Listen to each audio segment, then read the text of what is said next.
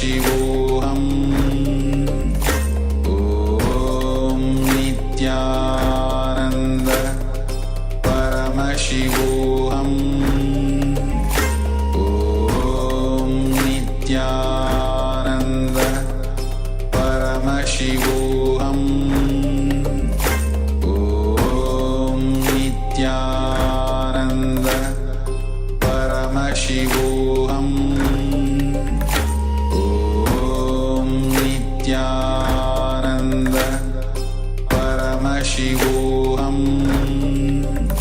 Om Nityananda Paramashivoham. Om Nityananda Paramashivoham. Om Nityananda Paramashivoham. Om Nityananda Paramashivoham. Om Nityananda Paramashivoham. Om Nityananda Paramashivoham. Om Nityananda Paramashivoham. Om Nityananda Paramashivoham. Om Nityananda. Nityanandam, we welcome all the Paramashivoham Level 1, Level 2 participants for today's first session of the Nityananda Yoga. And before we begin, we request all the participants to make sure that you have your Panchapatram and Uddharni, which is a cup of water and a spoon to do the ritualistic cleansing, the Tattvachamanam. And all the participants, if you have Bhasma or the sacred ash, for male bodies, apply it in the 16 places. For female bodies, you can apply it on your forehead. And for all the male bodies, we request you to remove your upper cloth. So now let us begin this beautiful ritual of Nityananda Yoga.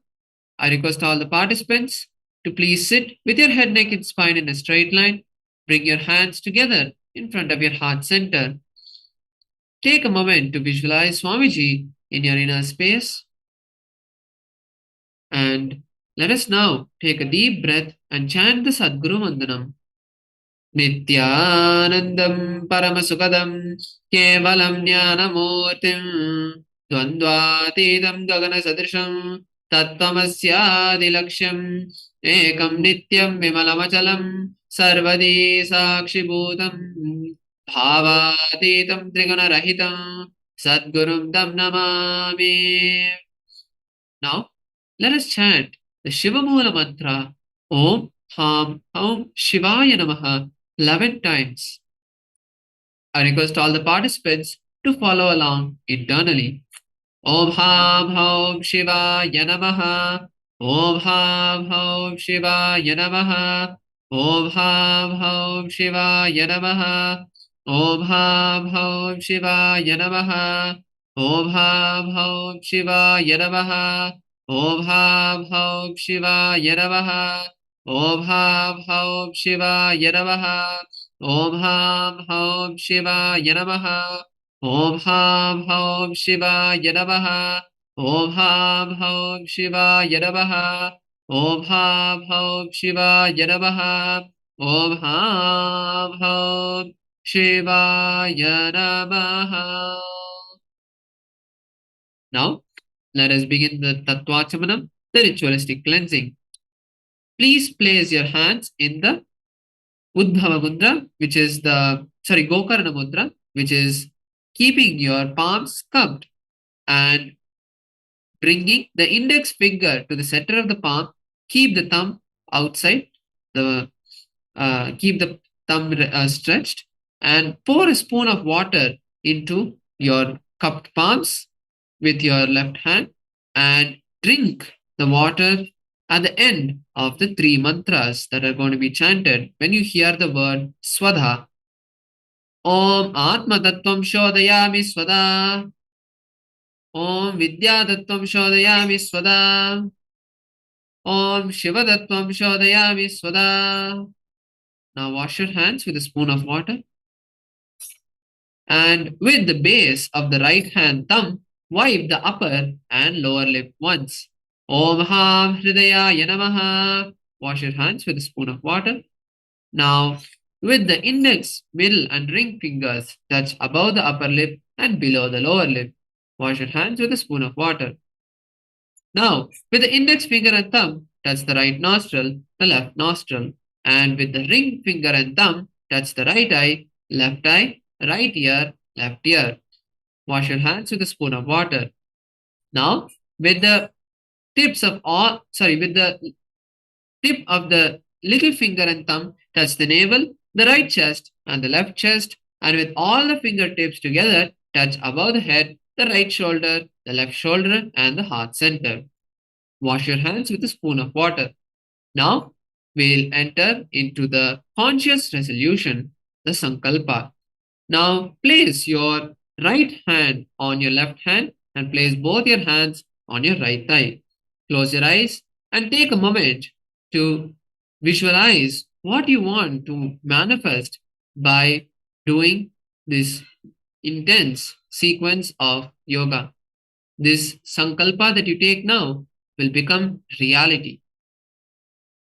Om Mamo Partha Samasta Duridakshaya Dwara Bhagavat Shri Nityananda Paramashiva Prityartam Shri Nityanandeshwari Paramashiva Shakti Sameta Shri Nityanandeshwara Paramashiva Prityartam Cha Adya Purvokta Evam Guna Visheshena Vishishtaayam Asyam Shubhaditau Purana Arogya Yukta Dhrudagatri Yogi Sharira Siddhyartam Paramashiva Shakti Avishkaranatam Nityananda Yoga Abhyasam Karishye. Now wash your hands with a spoon of water. Om Apaupasprisya. Keep your Panchapatram and Uddharani aside. And now let us quickly recap the 12 components before we enter into the sequence of the Nityananda Yoga. So the first component is the asanas. The asanas are the body postures that align our entire body to the cosmic geometry so that this cosmic energy of Paramashiva can land inside of us and awaken our Kundalini. The next component is pranayama. Pranayama are the various breathing techniques that you will be performing throughout this Nityananda Yoga. And during each of the pranayamas, the legend will show on the left hand corner of your screen which pranayama and the name of the pranayama. And we will also be guiding you through each of the pranayamas, giving you the instructions and reminders throughout the sequence. Try to do the pranayama as much as possible. The next component is the bandhas. The bandhas are the body locks that you perform, the energy locks that you perform. There are three bandhas. The Mula bandha, which is the perineal lock, contracting the perineal floor. This bandha will be performed throughout all the asanas. The next bandha is the Uddiyana bandha, pulling your stomach in and up. This bandha will be shown in a yellow circle on your left hand side of the screen. So whenever you want to verify which bandha is going on, make sure to check on your left hand side of the screen. Next is the Jalandhara bandha, which is locking your chin to the chest. This bandha will be shown in a blue circle on the left hand side. And when you perform all the three bandhas together, it is the Mahamudra bandha, which is the purple color circle that all of you can see on your screen now. The next component is the mudras. The mudras are the various body postures and finger gestures that you'll be performing that activate the nadis, the energy channels inside your system. Each of the mudras will be projected to you on the right hand corner, right hand bottom of your screen. So make sure to check the mudra each time, and we will also be guiding you as and when we perform each mudra. The next component is the visualization. The visualization is an important part of the Nityananda Yoga, as what you visualize, you manifest that. So, visualizing the right things, the right visualizations is important. So, throughout the Nityananda Yoga, we will be guiding you to visualize various deities, the image of Swamiji, and other spiritual items. They will be projected on your right hand top of the screen. So make sure to look at the visualizations when you perform the Nityananda Yoga. The next component is the karanas. The karanas are the various dance postures that Paramashiva did when he created the cosmos, the Ananda Tandava. By performing these karanas, you embody Paramashiva himself, and it also activates the various body parts in your system that awaken the Kundalini. Next component is the japa. The japa is the internal chanting of the various sacred mantras. For example, we have the Soham, Shivoham, Sadashivoham, and it will keep changing during the Nityananda Yoga, the Dvitiya Vinyasa Krama. So, as and when it changes, we will be announcing that. And if you also want to refer, it is projected on the left hand bottom of your screen. So make sure to chant the japa internally, as it will completely remove all the thoughts and bring you into awareness. The next component is the chanting of the Shastra Pramanas. Swamiji has beautifully given us the opportunity to listen to his own voice being chanted. So, just by listening to Swamiji's voice, the power of the Sanskrit mantras are more than enough to activate your body to perform the various body postures. Try your best to be in the space of listening to these Shastra Pramanas being chanted. The next component is the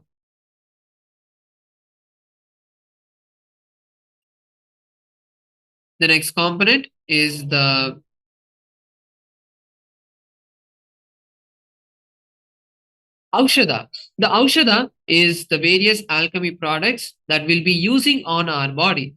For the Dvitiya Vinyasa Krama, we'll be using the sacred ash, which is the bhasma, and turmeric paste on the temples. So if you have these, make sure you use them. And also on the third eye, on the brow center, we'll be applying the processed turmeric or kumkum. The next component is the abharana. The abharana is the various sacred jewelry that we'll be wearing during the Nityananda Yoga. For the Dvitiya Vinyasa Krama, we'll be using the Kantamala, the Rudraksha bead, which has been given to you during your Shivadiksha, or any other Rudraksha that you have, you can wear that during the Nityananda Yoga.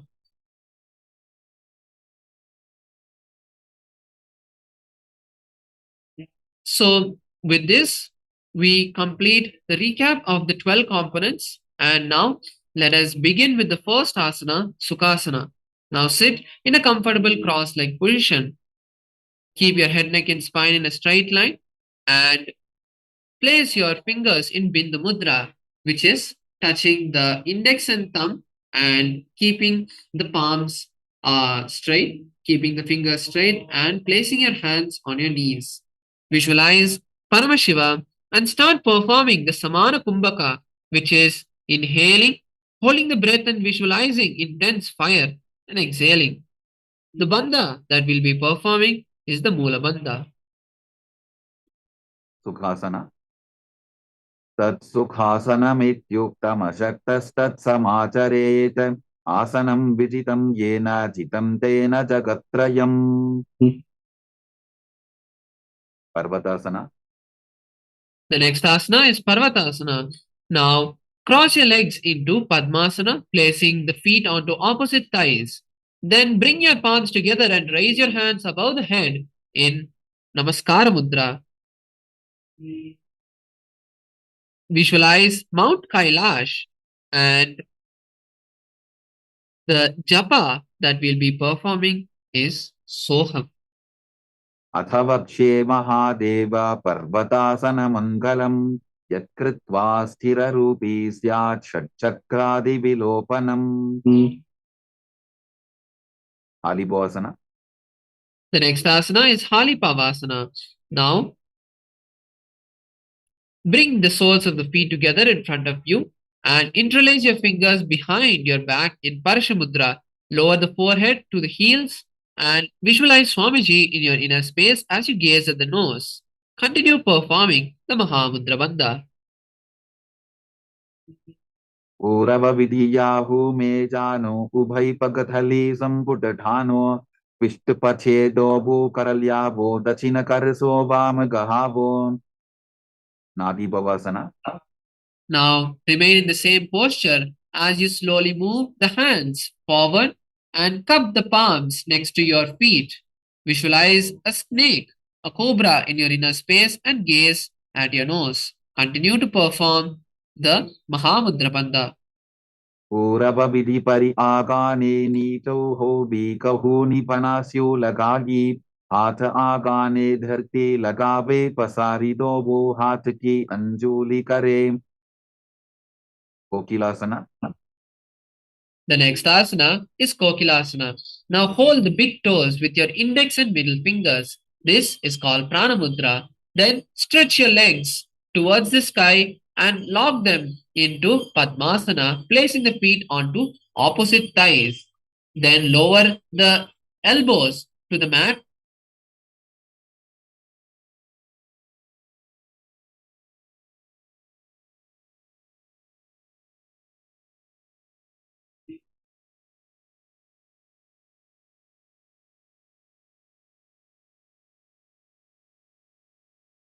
Sorry for the technical glitch.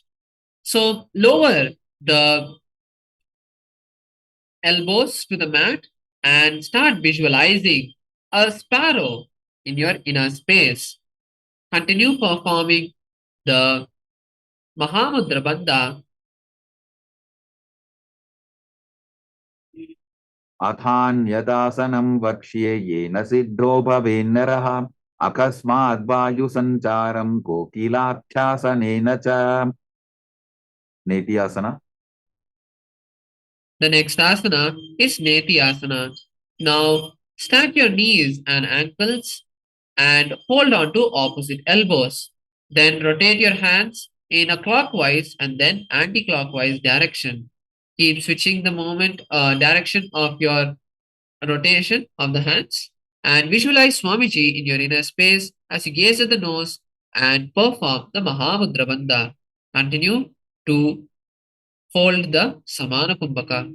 घोड़ा वामापाद की आशमाहिली सोज दश चरण को बारलौता परिकुल्प समोज वामपाद को महिलौ बहुरौ बुल्फतुजान तापरि घोड़ा दचिकी आश बारली ढान गजासना. The next is Gajasana. Now place your palms on the mat and come into a plank position. Then walk your feet forward and start scooping your body again and again, repeatedly, visualizing an elephant. Perform the Udyana Bandha in contracting the diaphragm, pulling the stomach in and up. न्युज्जं पादाग्रे भूमौ कृत्वा लम्बी भूयामस्तकाग्रे निधाय नितम्बम् ऊर्ध्वमुन्नमय्य नाभिलक्ष्यं भूमौ नासिकामानिञ्य वृक्षासना. एकैकं पाद. The next asana is Rikshasana. Continue to be in the same posture as you now repeatedly raise one heel off the mat, pressing the other one on the ground. Visualize the bear and continue to perform the Udyana Bandha. अतमापुञ्च गजासनं कुर्यात् वृक्षासनं भवति वैश्यासना. The next is Vaishyasana. Now stand up tall on your feet and raise your heels off the mat. Try to stand on the big toe of your feet and bring the index, middle, and ring fingers to the heart center, keeping the elbows raised at shoulder level. Visualize Swamiji in your inner space and continue to perform the Udyana Bandha. केशेन पादयुगलं बन्ध्वा तिष्ठेदधोमुखः अथ वैश्यावक्ष्ये यत्कृत्वा सत्यवान् भवेत् बाललिङ्गासन. The next asana is Balalingasana.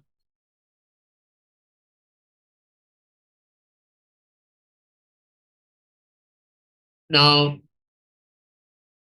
next is the Urdhva Karana. Now, come into a half squatting position, which is called Arimandi, and bring the hands to the heart level, keeping the elbows straight. Now, with your right hand and right leg, make a circular motion from the inside, rotating the hands and legs simultaneously from the inside, and then perform the same on opposite side. Keep repeating this again and again for a few times.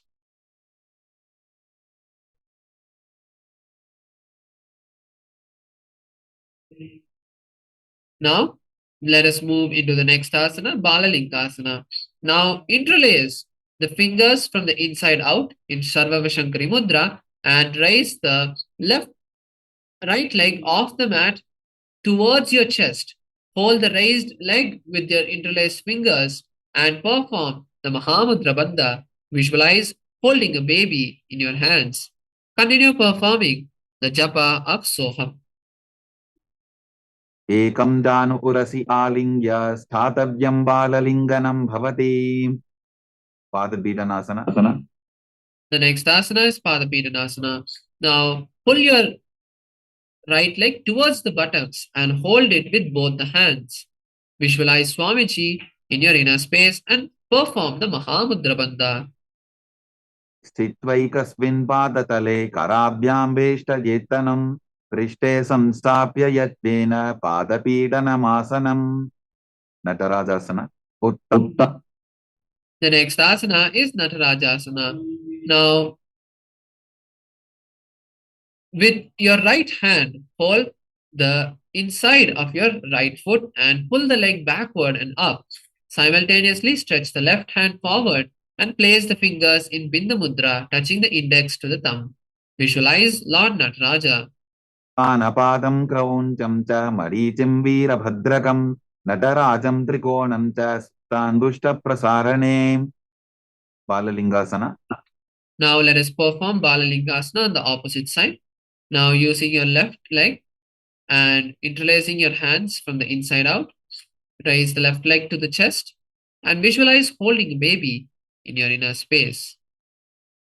Continue performing the Mahamudra Bandha. एकं जानु उरसि आलिङ्ग्य स्थातव्यं बाललिङ्गरं भवति पादपीडनासन. Now let us perform Padapidhanasana on the opposite side. Now raise the left leg towards the buttocks, hold the raised leg with both the hands. Visualize Swamiji in your inner space. स्थित्वैकस्मिन् पादतले कराभ्यां वेष्टयेत्तनं पृष्ठे संस्थाप्य यत्तेन पादपीडनमासनं Natarajasana. उत्तानपादम्. Now we move to the next asana, which is Natarajasana on the opposite side. Now hold the left leg with the left hand and raise the leg backward and up, simultaneously stretching the right leg forward. Place the finger in Bindu Mudra and visualize Lord Nataraja. क्रौञ्चं च मरीचिं वीरभद्रकं नटराजं त्रिकोणं च सुप्ताङ्गुष्ठप्रसारणे tadasana.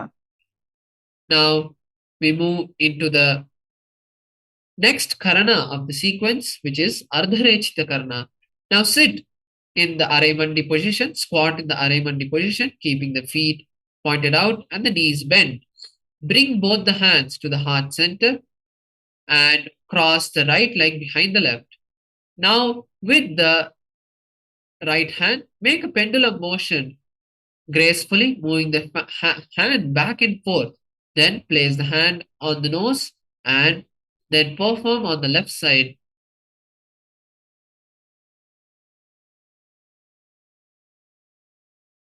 Now, let us move into the next asana, which is the skeleton dance. Now, intensely shake your body without any pattern. Release all the laziness, tiredness, boredom in your system. Visualize you're completely made of skeletons and bones.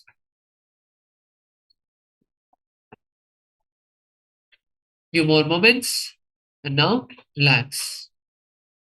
Take a moment to catch your breath as we now move into the next karana, which is Katichinna karana. Now, come back to the Arimandi, the squatting position. This time, cross your hands above your head, crossing the wrists above your head, and turn to one side and open the palms wide and towards the sides, and then turn back to the center and cross your hands above the head. Repeat this again and again.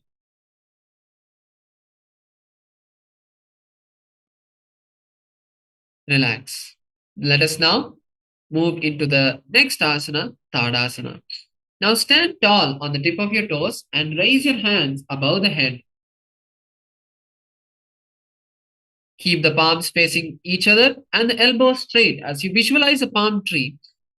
Continue performing the Samana Kumbhaka and holding the Mahamudra Bandha. From this asana, the japa changes to Shivoham. Intensely chant Shivoham and visualize it rotating around your throat. महामुद्राबद्धकोनौ ताडासनविभेदकान् विनोत्तानं सदा कुर्यादन्तर्वत्नीपतिप्रियाम्. Uttanasana. The next asana is Uttanasana. Now lean forward and down slowly, placing the palms by the feet. Try touching the forehead to the knees. As you visualize Swamiji in your inner space, continue performing the Mahamudra Bandha. महामुद्राबद्धकोनौ ताडासनविभेदकान् विनोत्तानं सदा कुर्यादन्तर्वत्नीपतिप्रियाम्. Tarakshvasana. Now walk your feet back as you place your hands at the front of your mat and come into a plank position. Tuck your chin to the chest in Jalandhara Bandha and rotate your neck from side to side. Visualize Swamiji in your inner space. गजासनवस्थित्वा मस्तकं वारं वारं दक्षिणकुक्षिं सव्यकुक्षिं नजेत् तरक्ष्वासनं भवति. भुजङ्गासना.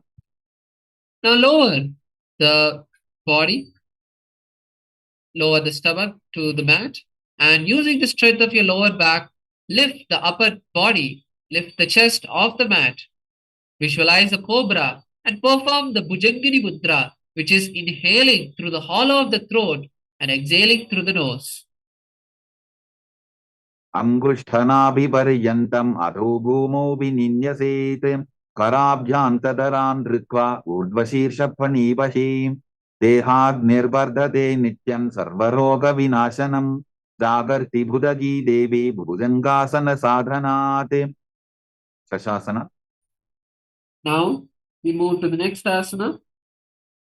Raise back into a plank position and now alternate, bringing one knee towards the chest.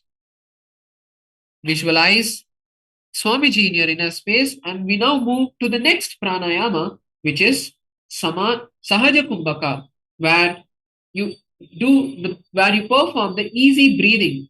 Inhale and exhale comfortably. गजासनसंस्थितौ जानुद्वयमापुञ्च वारं वारं कर्तव्यं शशासनं भवति.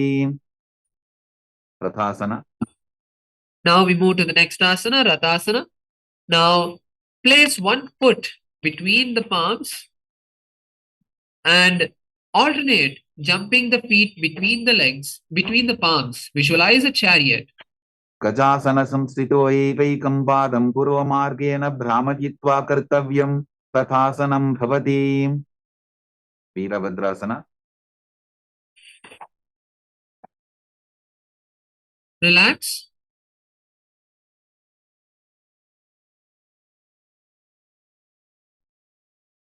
Now we move to the next asana, Rathasana. Virabhadrasana. Now place one foot forward and the other leg back and bend the forward leg in a 90-degree angle, the forward knee in the 90-degree angle, and raise the hands above the head. Keep the palms facing each other. Visualize Lord Virabhadra and perform the Uddiyana Bandha, pulling the stomach in and up. वासिष्ठमथ कौण्डिन्यम् ऊर्ध्वकुक्कुटमेव च अष्टावक्रमथोत्थानम् मयूरम् सेतुबन्धनम् उत्थानपादम् क्रौञ्चम् च मरीचिम् वीरभद्रकम् नटराजम् त्रिकोणम् च सुप्ताङ्गुष्ठप्रसारणे Virabhadrasana.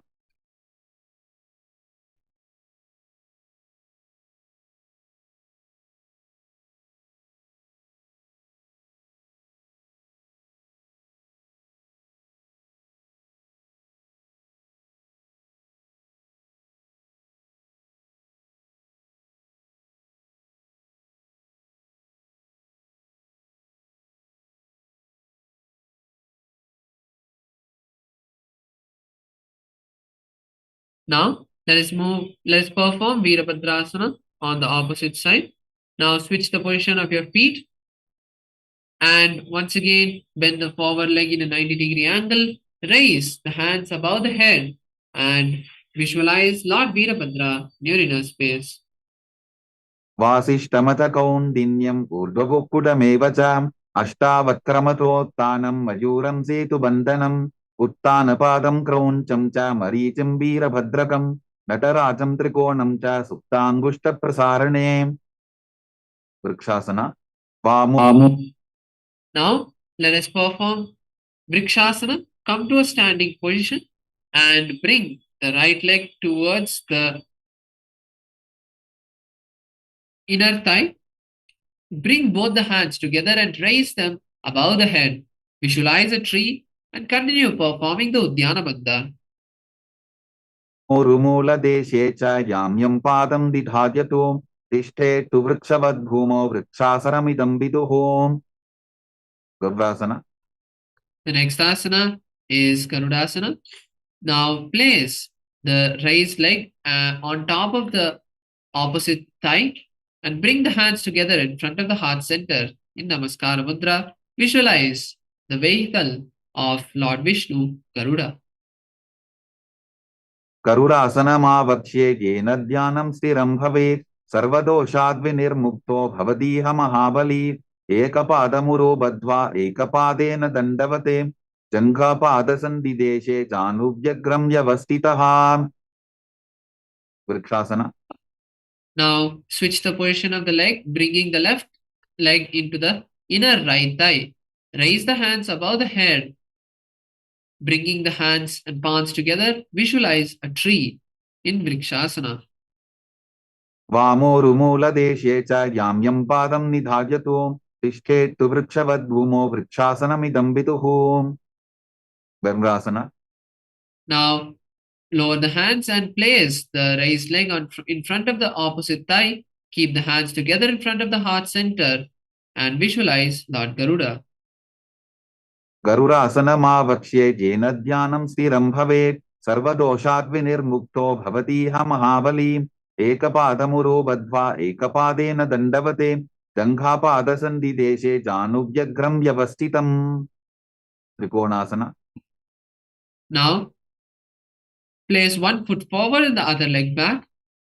Stretch the hands parallel to the ground and lower the forward hand towards the bottom, towards the feet. Raise the other hand towards the sky and gaze at that palm. Visualize a triangle. उत्थानपादं क्रौञ्चं च मरीचिं वीरभद्रकं नटराजं त्रिकोणं च सुप्ताङ्गुष्ठप्रसारणे. त्रिकोणासना. Now raise up, switch the position of the feet, and now lower the body to the opposite side, gazing at the sky once again. उत्थानपादं क्रौञ्चं च मरीचिं वीरभद्रकं नटराजं त्रिकोणं च सुप्ताङ्गुष्ठप्रसारणे.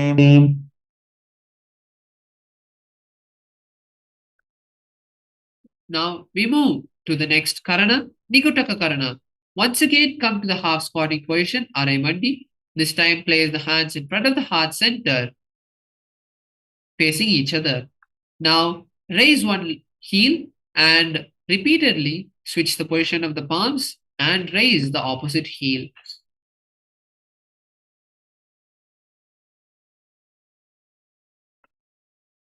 Relax.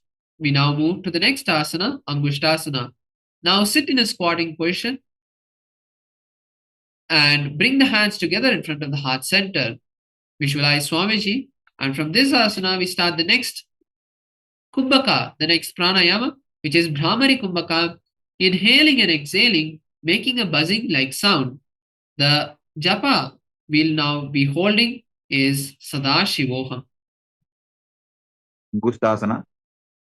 Kabandhasanamityāhuः गोरक्षासनमेव च अंगुष्टमुष्टिकं न्येयं ब्रह्मप्रसादितं तथा. Saurasana. Now stretch the right leg forward and keep the palms facing forward. Visualize Swamiji in your inner space as we perform Saurasana. प्रसार्यैकं पादतलं संस्थाप्यत्वेकपादकं. Vidunanasana. Now lower the body, stretching the right leg and holding the right toe. With the left hand, hold the left heel.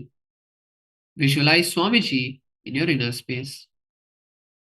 गुल्फस्थितो पादमेकं प्रसार्य तत्पादाग्रं संस्पृशेत् तत्करेण गुल्फं चान्यं धारयेत् तत्करेण धूनं बेढं चाभ्यसेत् चोभयत्र. Saurasana. Now pull the feet back inside and stretch the left leg in forward this time. Keep the both palms facing forward. And once again, visualize Swamiji. प्रसार्यैकं पादतलं संस्थाप्यत्वेकपादकं. Vidunanasana. Now lower the body, holding the stretched left leg big toe with the left hand and the right leg heel with the right hand. Visualize Swamiji. गुल्फस्थितो पादमेकं प्रसार्य तत्पादाग्रं संस्पृशेत् तत्करेण गुल्फं चान्यं धारयेत् तत्करेण धूनं बेढं चाभ्यसेत् चोभयत्र.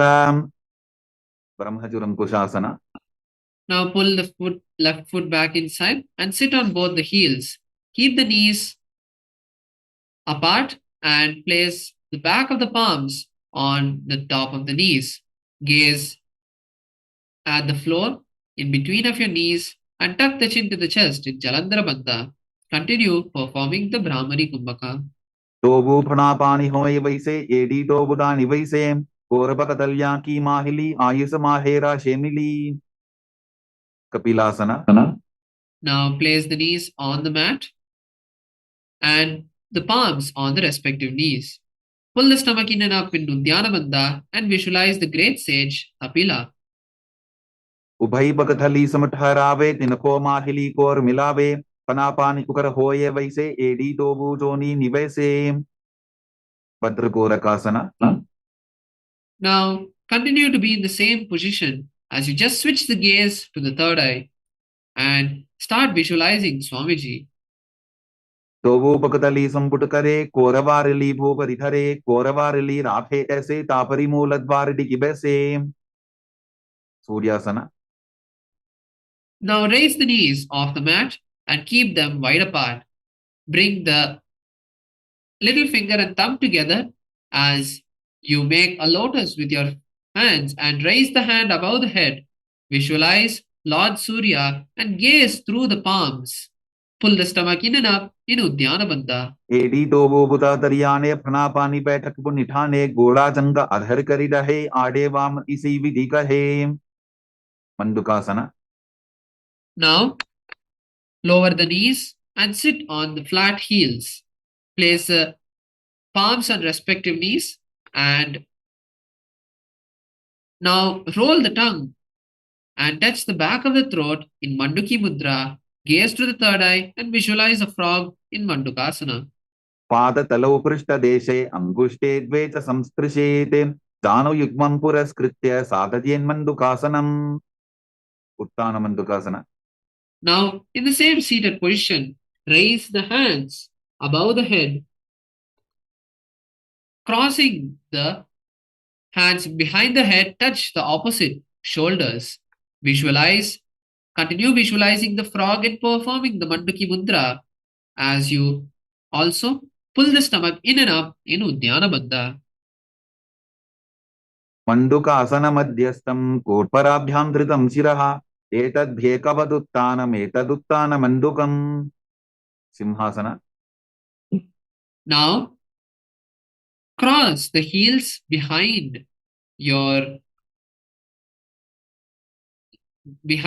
and sit on the crossed heels. Then place the palms on respective knees. Now lean forward, sticking the tongue out and exhale forcefully through the mouth. Visualize a lion. दक्षिणं सव्यपुल्भेन दक्षिणेन तथेतरं हस्तौश्च जान्वो संस्थाप्य स्वाङ्गुलीश्च प्रसार्य च. भद्रासना. Now we move to Bhadrasana. Now uncross the ankles and sit on flat heels. Keep the knees wide apart as you cross the hands behind the back and hold on to the opposite big toes. Visualize Swamiji and tuck the chin to the chest in Jalandhara Bandha. गुल्फौ तवृषणस्याधो व्युत्क्रमेण समाहितः पादाङ्गुष्ठौ कराभ्यां च धृत्वा च पृष्ठदेशतः. काकभुसन्ध्यासन. Now come to a squatting position and from the inside of your knees, wrap your legs and interlace the fingers behind your back. Visualize a crow in your inner space. प्रथमे बेसकोक्कठाने Dogu हाथपकं वीच आने तिनको मोडिनल्यापरिल्यावे पिष्टपछे काकसी करावे. कानिपोआसन. Now unwrap your hands and place your palms firmly on the mat. Place the knees behind the armpits and slowly lean forward onto your hands, raising the feet off the mat. Visualize Swamiji in your inner space in Karipavasana. आसन को गुण आशीर्षिता होगी तो आची होई. कपालियासना. Now, this is an inverted asana. So we request all the participants with any physical ailments, if you're pregnant, and if you have any injuries in your shoulder or back, we request you not to perform these inverted asanas and strain yourself too much. For all the other participants who are trying this for the first time or you have not mastered it, you can use the help of a wall or a partner to perform this asana. Now, placing your palms wide apart, place the forehead on the mat, making a triangle between your hands and head. Now walk the feet forward and then gently kick the feet off the mat. And then slowly, maintaining balance, raise the legs and straighten the knees. Visualize Swamiji in your inner space. शीश शीशा धरती टेकी पबदो भूमिलिवा ऊंचा भुकरे. पार्श्वमयूरासना. Now relax and come to a squatting position. From this asana,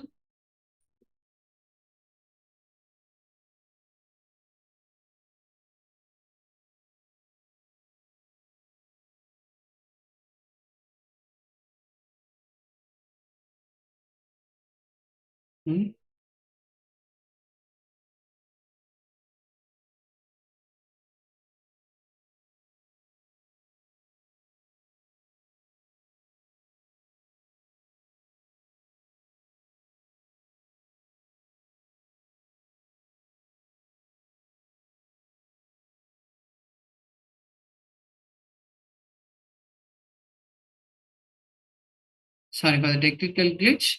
Let us now continue with the next asana. From this asana, Parshvamayurasana will be starting the Rechaka Kumbhaka, which is exhaling completely, holding the breath as long as you can, and then inhaling.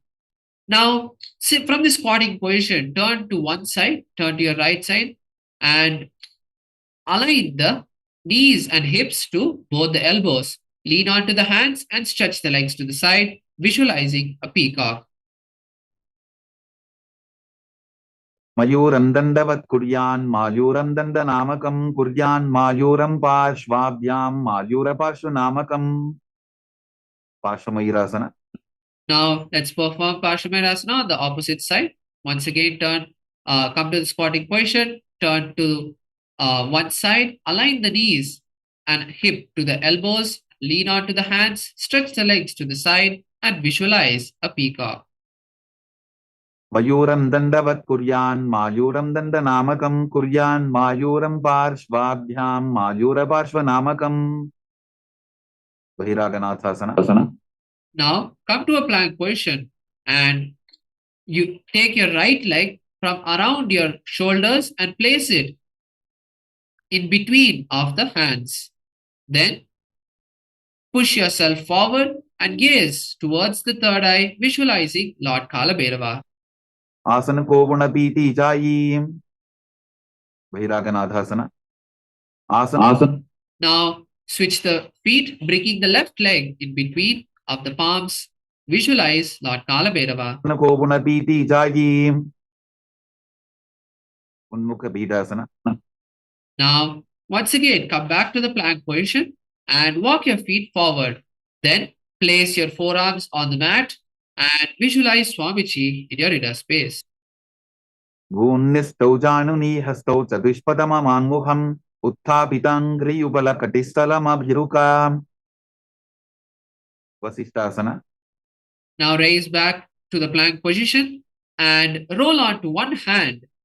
You can roll onto your right hand and bring the body onto the right hand and raise the left hand towards the sky, visualizing the great sage Vashishta. ऊर्ध्वकुक्कुटवासिष्ठमरीचिहलमत्स्यकं परिवृत्तिं चोदरस्य विविधं धनुरासनम् वसिष्ठासना. Now come back to the plank position and roll onto the left hand, raising the right hand towards the sky. Gaze at the sky as well and visualize great sage Vashishta. ऊर्ध्वकुक्कुटवासिष्ठमरीचिहलमत्स्यकं परिवृत्तिं चोदरस्य विविधं धनुरासनम् अंजनीयासना. Relax and come to a seated position with your legs stretched forward. Place your hands now under your buttocks and visualize the great Lord Hanuman. Tuck your chin to the chest in Jalandhara Bandha and the japa now changes to Sadashivoham. Intensely visualize this japa rotating in your throat center. भूकर की ube हथेली कोरवारली मैले बेली सो आगाने भूपरिदाशे महाने अंगुली मिलिराशे पश्चिमतानासना. Now we move to the next asana. Slowly remove your hands from under the buttocks and lean forward, holding the big toes of your feet with the respective hands, with the index and middle fingers in Prana Mudra. Perform the Mahavakya Bandha, engaging all the three bandhas simultaneously and visualize Swamiji. जानु परिललाटन्तु पश्चिमं तानमुच्यते येन केन प्रकारेण सुखं धार्यं च जायते ugrasana. Now raise up and interlace your fingers behind the neck. Now slowly lean forward and place your forehead on the knees and the elbows, keep them outside of the knees. Visualize Goddess Kali and continue to perform the Mahavakya Bandha. स्वपाणिभ्यां दृढं धृत्वा जानुपरि शिरोन्यसेत आसनोऽग्रमिदं प्रोक्तं भवेदनिलदीपनं देहावसानहरणं पश्चिमोत्तानसंज्ञकं ययेत् तदासनं श्रेष्ठं प्रत्यहं धारयेत् सुधीः मरीचियासना. Now raise up and pull one leg towards the perineum and keep the knee raised. Now with the respective hand, you can wrap the raised knee and with the other hand interlace them behind the back. Lean forward and visualize the great sage Marichi. उत्तानपादं क्रौञ्चं च मरीचिं वीरभद्रकं नटराजं त्रिकोणं च सुप्ताङ्गुष्ठप्रसारणे महामुद्रासना. Now raise up and place the raised knee on the mat. Now lower the entire body onto the stretched leg and hold the stretched leg with both the hands. Visualize Swamiji in your inner space and perform the Mahavakya Bandha. महामुद्रां प्रवक्ष्यामि तन्त्रेऽस्मिन् मम वल्लभे यां प्राप्य सिद्धा सिद्धिं च कपिलाद्याः पुरागताः. Vadiji asana.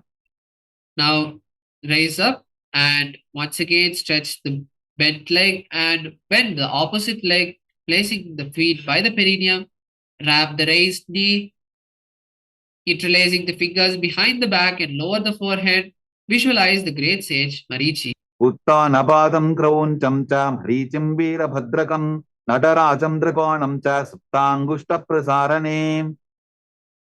Mahamudrasana. Now lower the raised leg and lower your entire body onto the stretched leg, holding the stretched foot with both the hands. Visualize Swamiji and perform the Mahamudra Bandha. महामुद्रां प्रवक्ष्यामि तन्त्रेऽस्मिन् मम वल्लभे यां प्राप्य सिद्धा सिद्धिं च कपिलाद्याः पुरागताः. Vadrasana. Now raise up and bring both the soles of the feet together. Now place the hands on the respective feet and visualize Swamiji. Continue to perform the Raichaga Kumbhaka and hold the japa Sadashivoham. गुल्फौ तवृषणस्यादः सीवन्त्याः पार्श्वयोः क्षिपेत् पादपार्श्वे तु पाणिभ्यां दृढं बद्ध्वा सुनिश्चरम्. वालीपवासना. Now place the hands on the respective knees and slowly push the feet slightly away from the perineum. Tuck the chin to the chest in Jalandhar Bandha and visualize Swamiji. पूरवचर पिടിचोक कख्यो सोयी वाही विधि चोकी जे सोयी जामे AD भिन्न जराशे अंगुल 8 अंतरो राशे. Donyasana. Now bring the feet to the perineum and hold the respective feet with all the fingers. Lower the entire body onto the feet. Visualize the Yoni Mandala in your inner space. दोगो पगदली संपुट करे AD मेड़ के ढिंग दरे अर्धहात को अंतर राशे लीलाट पकथलियां उपरदाशे. बिडकी पवसना. Now raise up, push the feet away from the perineum, stretch the hands to the side, lower the forehead onto the heels, and continue to visualize Swamiji. पूरव विधि परिपगथली संपुट शोल एडी मिलीदाशे. सिद्ध समाधि आसना. Now raise up and pull the feet towards the perineum. Place the palms underneath the shins and keep the palms facing upward. Lower the forehead in front of the toes and visualize Lord Surya. दोगो पगदली संपुट करे सोले मेढ़ आगा मेधरे अंगुल 8 अंतरो राशे AD को ऐसे विदिदाशे. की पवसना. Now raise up and pull the feet towards the perineum. Open the feet like a book and place the elbows on the knees. Continue visualizing Swamiji. दोगो पका की एडी धरती मदिवा मेढ़ रगावे. करपर चौकासना. Now place the palms on the respective knee, keeping the palms on the respective knee, gently press them towards the ground. Pull the stomach in and up in Uddiyana Bandha. दोगो पगदली संपुट धारे आवा ने कई जारे पसारे गोड़ा भूसो लगता राशे हाथ दोगो गोड़ा परिदाशे. भैरवासना.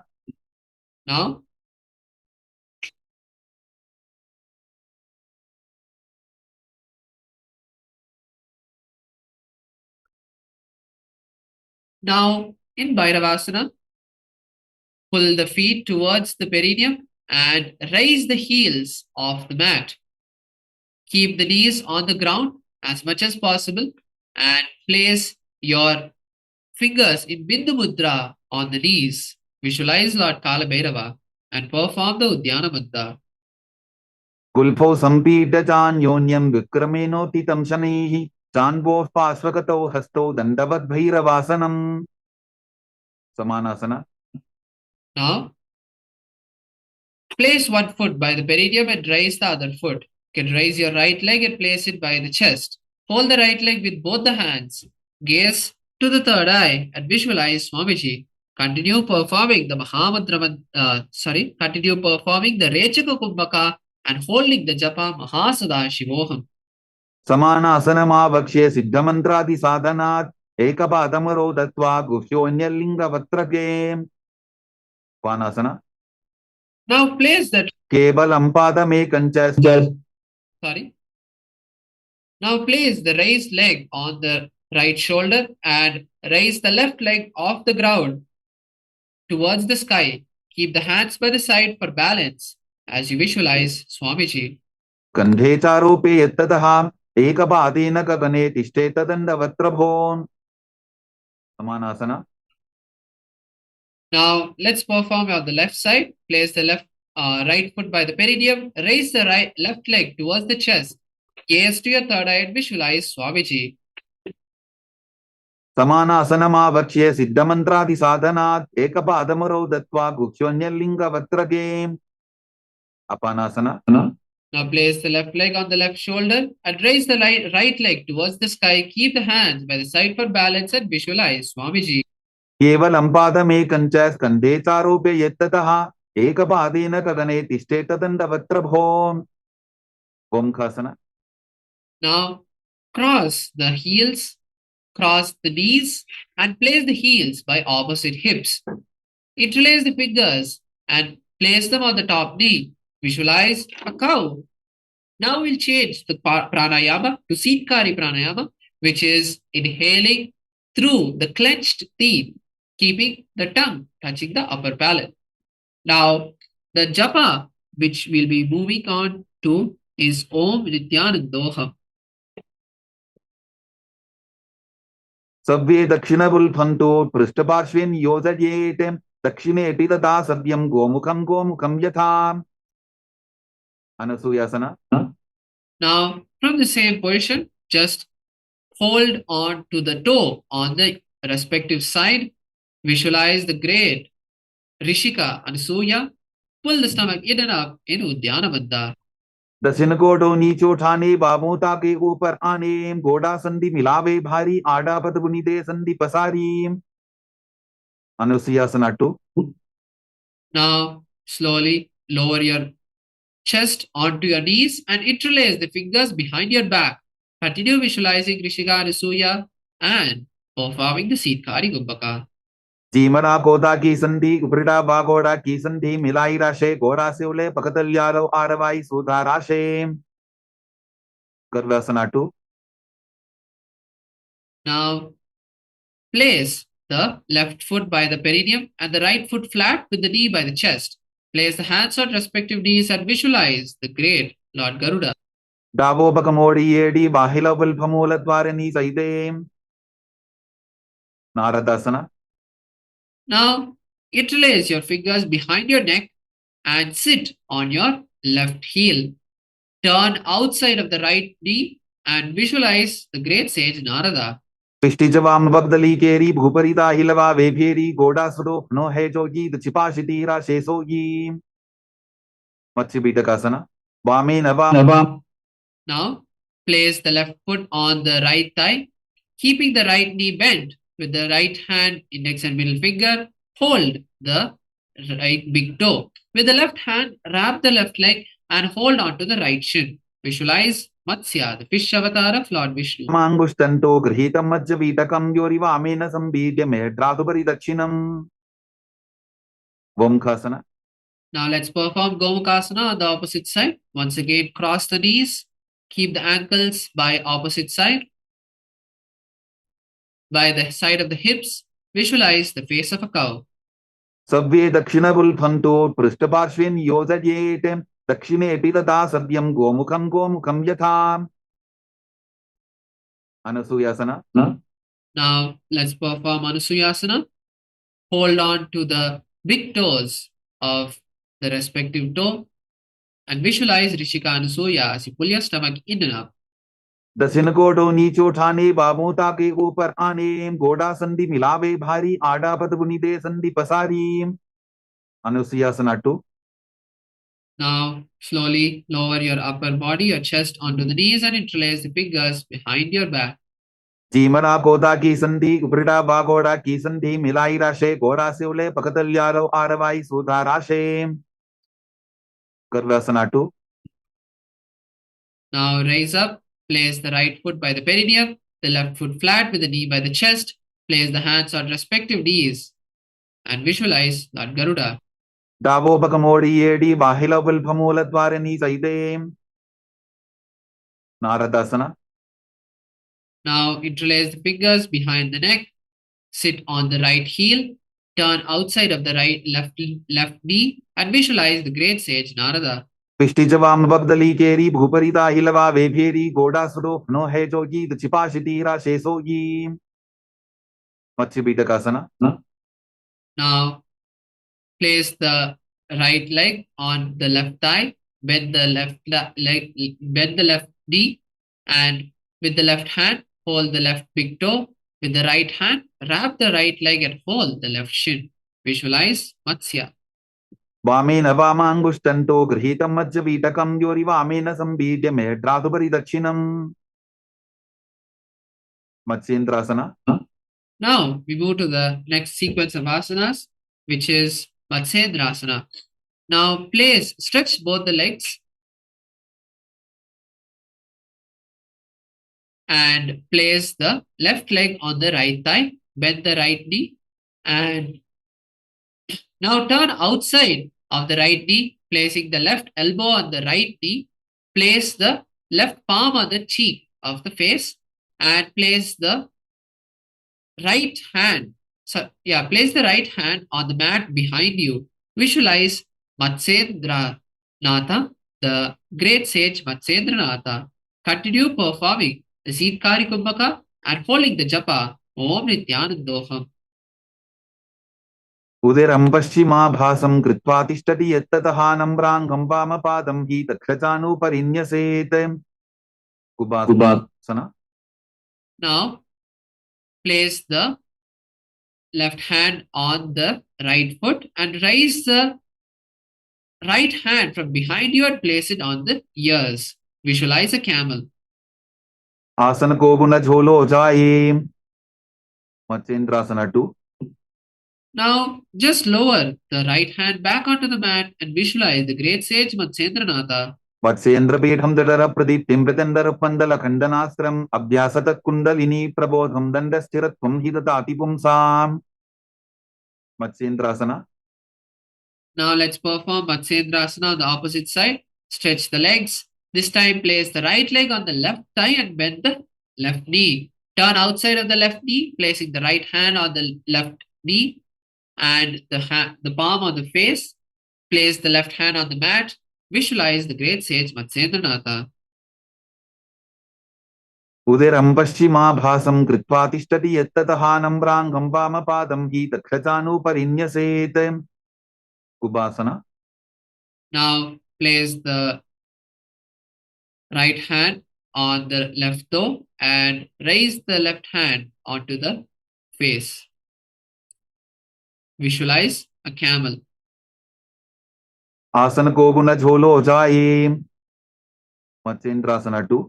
But Now lower the right hand back onto the mat and visualize the great sage Matsyendranath. सेन्द्रपीठं दडर प्रदीप्तिं प्रत्यन्दर पन्दल खण्डनास्त्रम् अभ्यासत kundalini प्रबोधं दण्डस्थिरत्वं हि ददाति पुंसाम् Padmasana. Now we move to Padmasana. Now cross the feet and place them on opposite thighs. Visualize yourself as Paramashiva. Perform the Mahamudra Bandha and the new japa changes to Om Nityananda Sadashivoham. आसनं द्विधं प्रोक्तं पद्मं भद्रासनं तथा ऊर्ध्वोरुपै चेद्धत्ते उभे पादतले यथा Padmasana 2. Now cross the hands and hold opposite big toes. Visualize Goddess Parvati. उत्तानौ चरणौ कृत्वा ऊरु संस्थौ प्रयत्ततः ऊरु Kukkutasana. Now insert the hand through the gaps of the thighs and calves. Visualize a rooster. raise the body off the mat on the palms and start performing the Sahaja Kumbhaka, which is the simple breathing.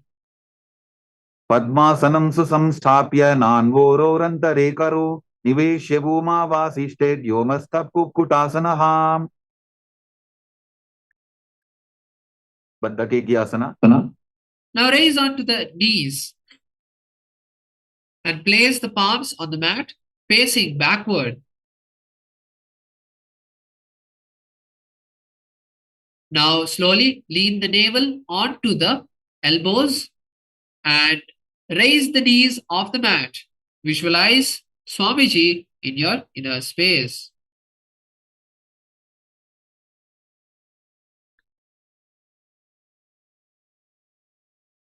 Dhramavastabhyakarत्वेन तत्कूर्परिस्थापितानाभिपार्श्वः उच्चासनो दण्डवदुत्थितर्खे मायूरमेतत्र वदन्ति पीठम् मयूरं पद्मकं कुर्यात् बद्धके कीति कथ्यते. Mayurasana.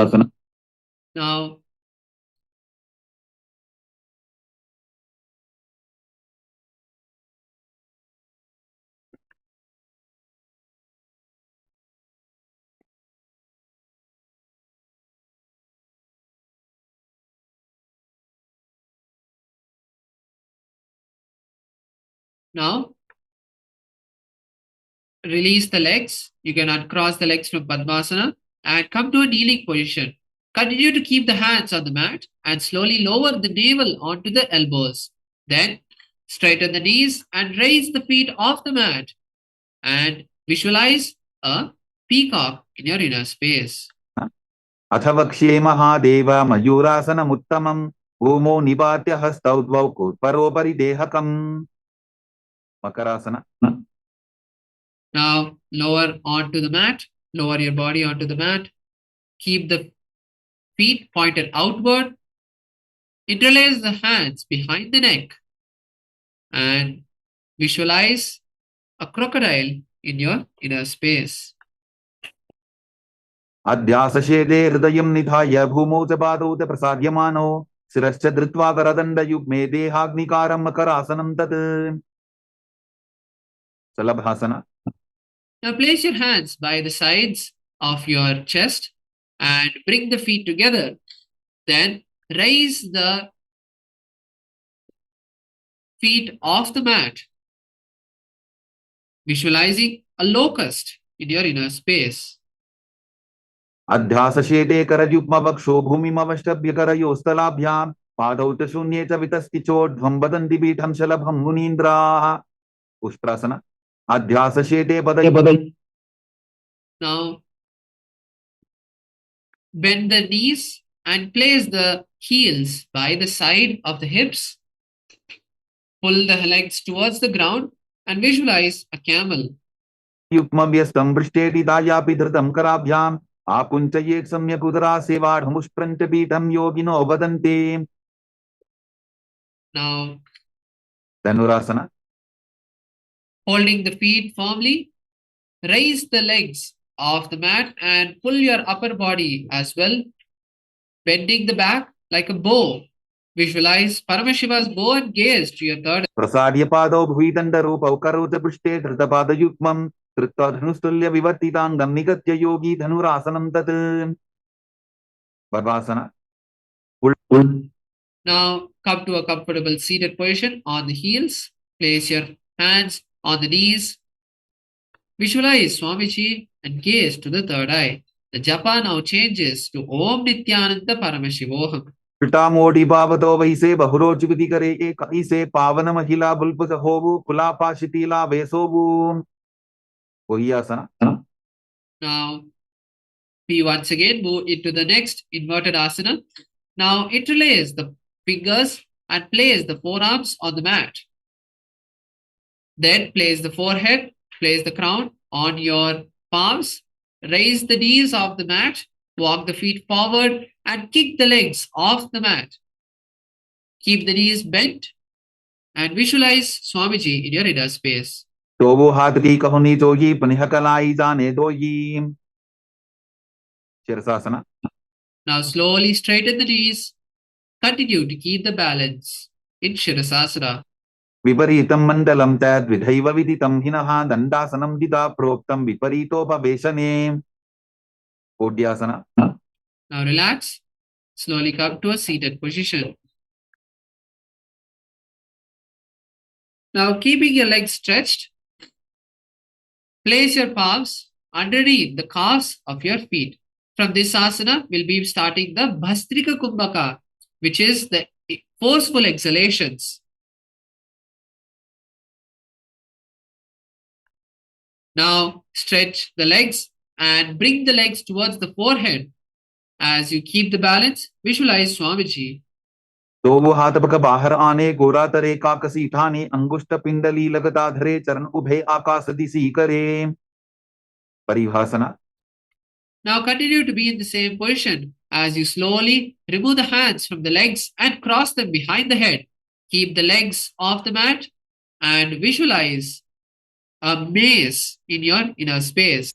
उत्तान शयनं कृत्वा पादौ मिलित्वा प्रसाद्य नितम्बं भूमौ स्पृष्ट्वा हस्ताभ्यां कन्दरां बद्ध्वा नौकासना Now continue to keep the legs off the mat and slowly bring the hands to the side of the feet. Visualize a boat in your inner space. उत्तान शयनं कोट्पराभ्यां भूमिं वष्टद्य हस्तौ नितम्बं निधाय Relax. Now place the feet on the mat. Now we move to Rudrasana as you place the hands from underneath the shins, pull the legs towards the chest and visualize Lord Rudra. रुद्रासना पगरली संपुट करी हाथस्य उपक उचाई पकाका अंगूठा दो बोले वो परलिका नी तालवे उन्मुख पीठासना Now lie down on your back, keep the knees bent and the feet together. Touch the back of the heels and lift the hips off the mat. Tuck the chin to the chest in Jalandhara Bandha and visualize Swamiji in your inner space.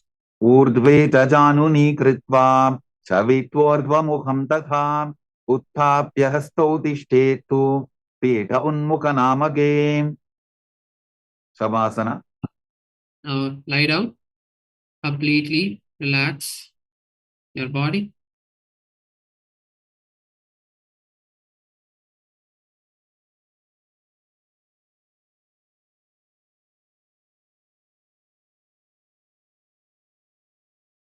Completely relax your body.